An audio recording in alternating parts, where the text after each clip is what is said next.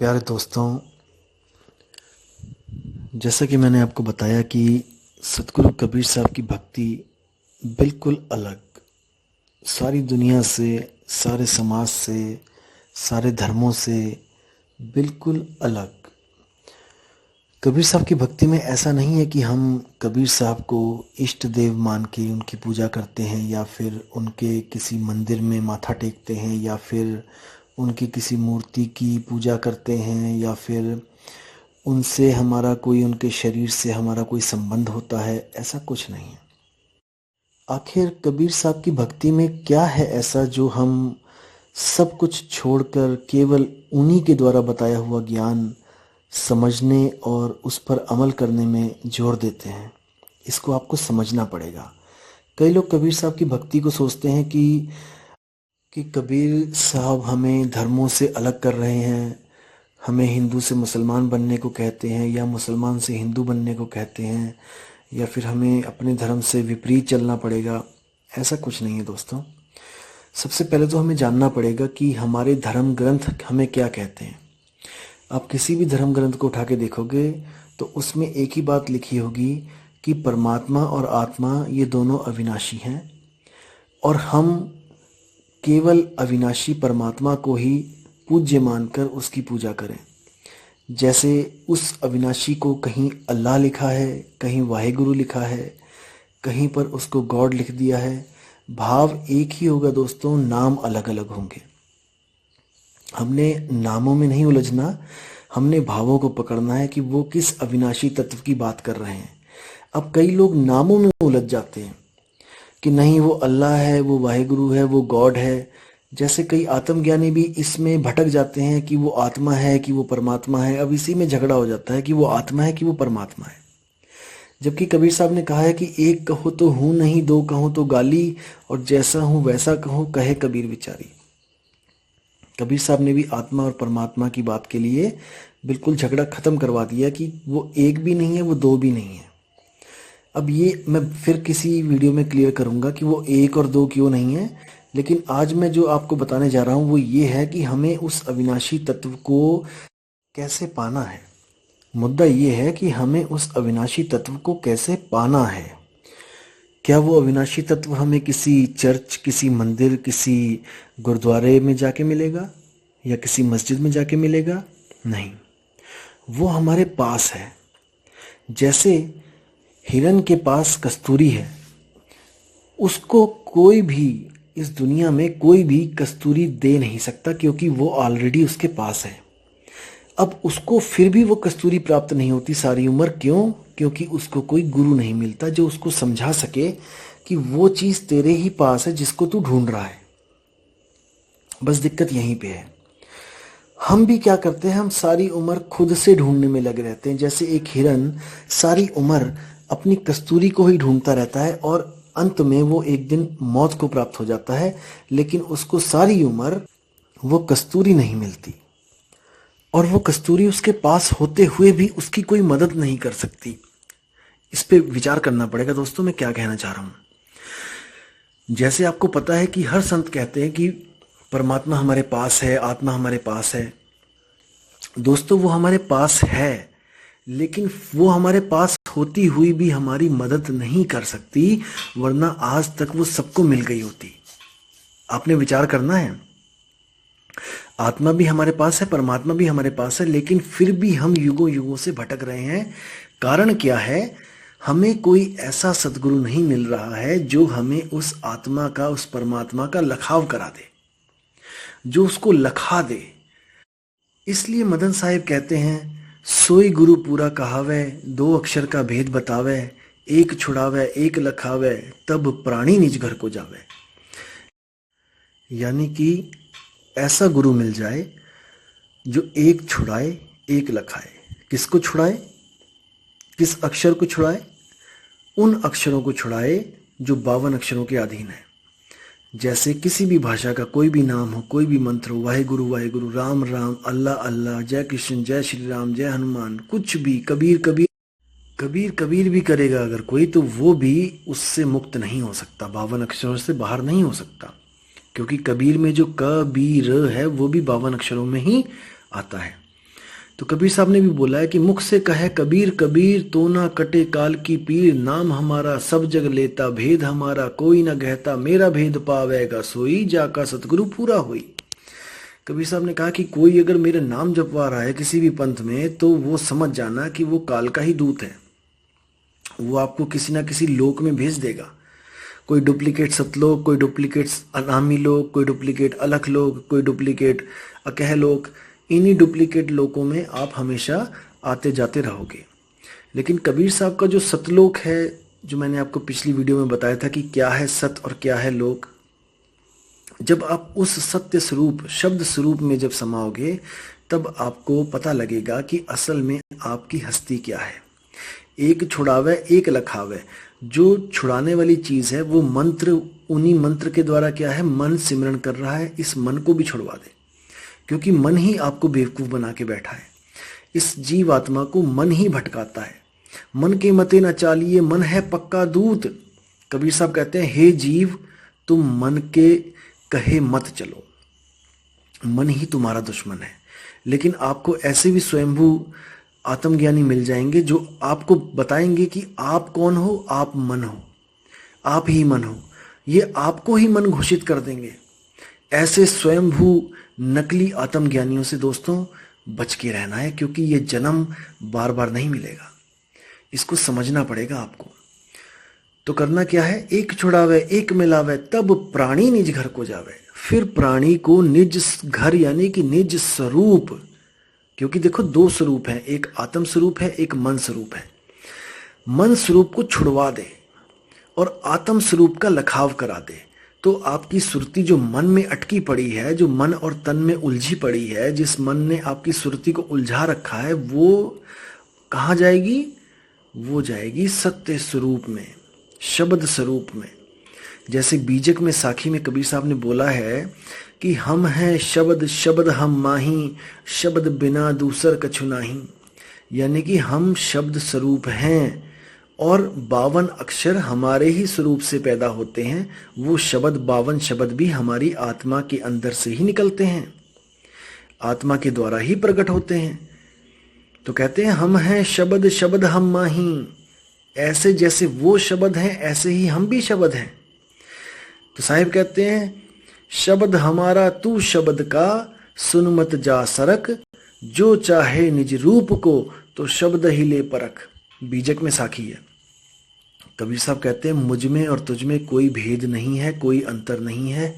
मैं भी शब्द स्वरूप हूँ, तू भी शब्द स्वरूप है। बस मैं अपने आप को जानता हूँ और तू अपने स्वरूप को भूल चुका है, इसलिए तू एक जीवात्मा कहलाता है और मैं सत्य पुरुष कहलाता हूँ, परम पुरुष कहलाता हूँ, आदि पुरुष कहलाता हूँ, ज्ञानी पुरुष कहलाता हूँ। बस यही फर्क है। और ऐसा कुछ नहीं है कि कबीर साहब में कोई रिद्धियाँ सिद्धियाँ कोई ऐसे भंडार भरे हैं। अरे आपकी आत्मा में भी बहुत से भंडार हैं। आपकी आत्मा में इतनी ताकत है कि इन लाशों को चला रही है। क्या आप में कम रिद्धि सिद्धि है क्या? एक लाश जो मिट्टी का शरीर है वो लाश ही है। जब तक आपकी आत्मा उस लाश से अटैच है, देखो कैसे वो चल रहा है, फिर रहा है, खा रहा है, पी रहा है। इतनी ताकत है आपकी आत्मा में। और जैसे ही आत्मा अलग होती है वैसे ही वो मिट्टी का शरीर निर्जीव होके गिर पड़ता है। सोचो कितनी ताकत है आपकी आत्मा में कि वो एक मुर्दे को जीवित कर सकती है। इससे बड़ी तो सिद्धि कोई नहीं हो सकती ना, मुर्दे को जीवित कर देना। तो आपकी ही आत्मा में ये गुण है, आपकी ही आत्मा में ये शक्ति है, लेकिन हम सब इसको भूल चुके हैं। तो कबीर साहब कहते हैं हंसा तू तो सबल था, हल्की तेरी चाल, रंग कुरंगी पड़ गया, ताते हुआ बुरा हाल। मतलब हे जीवात्मा, तू इतना सबल था, तू इतना परिपूर्ण था कि तुझे किसी चीज का भय नहीं था। तू जन्म मरण के चक्रों से परे था। तू 5 तत्व 3 गुण 25 प्रकृतियों से परे था। तू मन माया से परे था। तू शुद्ध रूप चैतन्य था। लेकिन भूलवश तूने जो एक गलती करी, उस गलती को तू आज तक सुधार नहीं पाया। अगर तू खुद सुधार सकता होता तो अब तक तो कब का सुधार लिया होता। लेकिन आज भी तू यहीं भटक रहा है इसी दुनिया में। इसका मतलब युगों युगों से तू गलतियां करता आ रहा है और तू आज तक उस सही ठिकाने नहीं पहुंच पाया है। ये प्रमाण है, ये प्रमाण है कि हम लोग आज यहां भटक रहे हैं। यही प्रमाण है कि हम लोग आज भी फंसे हुए हैं और ऐसा ही समय आने वाले जन्मों में भी आएगा। हम ऐसे ही बैठे होंगे और ऐसे ही विचार कर रहे होंगे कि हम कैसे निकलें। अब याद रखो दोस्तों कि अनंत युगों तक अगर उस आत्मा ने हम पे कृपा नहीं करी तो अब कैसे कर सकता है। अनंत युगों तक अगर उस परमात्मा ने हम पे कृपा नहीं करी तो अब कैसे कर सकता है।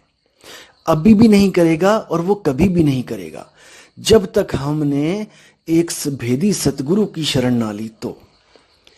क्योंकि कबीर साहब की वाणी और सब संतों की वाणी यही कहती है, गुरु बिन ज्ञान ना उपजे, गुरु बिन मिले ना मोक्ष, गुरु बिन लखे ना सत्य को, गुरु बिन कटे ना दोष।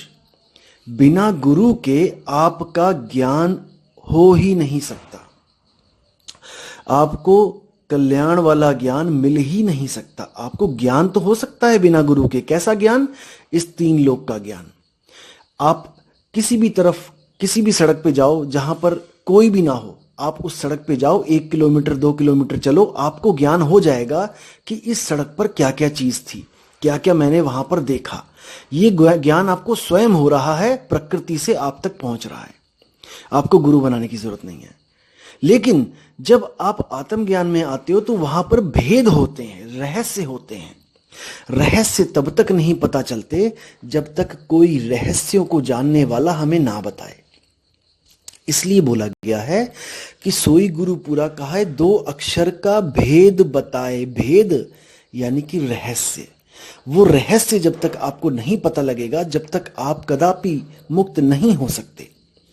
इसीलिए वो रहस्य स्वयं से प्रकट नहीं होते हैं। वो रहस्य परमात्मा आत्मा का छोड़ो, इस दुनिया के रहस्य स्वयं से प्रकट नहीं होते हैं। कोई आपके खिलाफ षड्यंत्र रच रहा है, तब आप किसी ना किसी से पूछोगे कि भाई वो मेरे लिए क्या बोल रहा था, वो मेरे खिलाफ क्या बोल रहा था। आपको पता लग गया कि कोई बंदा आपके खिलाफ कुछ कर रहा है, तो आप स्वयं से नहीं जान सकते कि वो मेरे खिलाफ क्या कर रहा है। आप लोगों से पूछने की कोशिश करोगे कि मुझे बताओ कि वो मेरे खिलाफ कौन सा षड्यंत्र रच रहा है। तो जब हमें 3 लोक का ज्ञान अपने से नहीं हो सकता, तो वो परमपिता आत्मज्ञान वो कैसे हो सकता है बिना गुरु के, बिना भेदी के। तो इसलिए दोस्तों विचार करना है, बिना गुरु के मुक्ति नहीं मिलती है। लेकिन अगर आपको गुरु गलत मिल जाए तो इसमें सतगुरु का कोई दोष नहीं। क्योंकि कबीर साहब हमेशा कहते हैं कि ऐसे ही किसी भी गुरु के पीछे नहीं लगना चाहिए, हमें उसकी परख कर लेनी चाहिए। गुरु करो जान के, पानी पियो छान के। गुरु बिना जाने नहीं करना चाहिए, उसकी तह तक जाओ, उसके सारे ज्ञान को समझो और जब लगे कि वो परिपूर्ण है तब उसकी शरण में जाना चाहिए। गुरु करो जान के, पानी पियो छान के। पानी छानने को क्यों बोला गया है? क्योंकि पुराने समय में क्या था कि जब हम पानी पीते थे किसी कुएं से, किसी नदी से, किसी पोखर से, तो उसमें छोटे छोटे जीव आ जाते थे और उन जीवों को हम सीधे पानी के द्वारा शरीर में प्रवेश करवा देते थे। उससे बीमारियां होती थी और जीव हत्या भी लग जाती थी। तो कबीर साहब ने बोला कि पानी पियो छान के, बिना छाने पानी नहीं पीना है, क्योंकि सूक्ष्म सूक्ष्म जीव वो मर भी जाते हैं और वो हमारे शरीर का नुकसान भी करते हैं। लेकिन आज बिल्कुल उलट हो चुका है। आज क्या है कि गुरु करो छान के और पानी पियो जान के।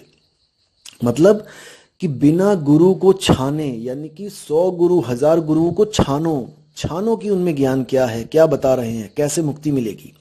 और पानी पियो जान के का मतलब ये है कि आज टंकी का पानी हो, चाहे किसी आरओ का पानी हो, चाहे किसी बाल्टी का पानी हो, चाहे बाथरूम में जो पानी पड़ा है वो हो, किसी में भी आपको कीड़े नहीं दिखाई देंगे।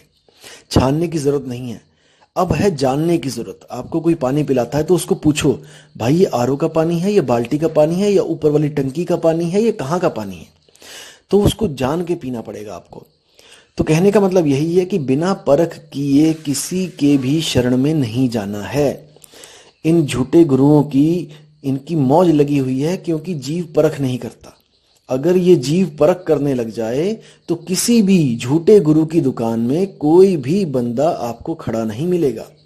क्योंकि अगर आपको पता ही लग जाए कि ये इस दुकान पे झूठ बिक रहा है, तो आप कोई मूर्ख थोड़ी नहीं हो जो वहां पे जाओगे। मूर्ख तो तब तक बने रहते हो जब तक विवेक नहीं लगाते हो, विचार नहीं करते हो।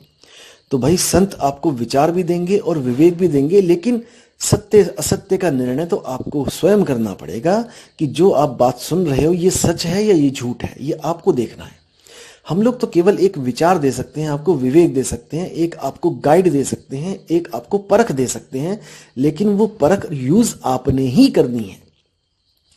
तो वीडियो ज़्यादा लंबी हो रही है तो मैं इसको पूर्ण विराम देता हूं और अगली वीडियो में आपको बताऊंगा कि एक कहो तो हूं नहीं, दो कहो तो गारी, इसका असली अर्थ क्या है।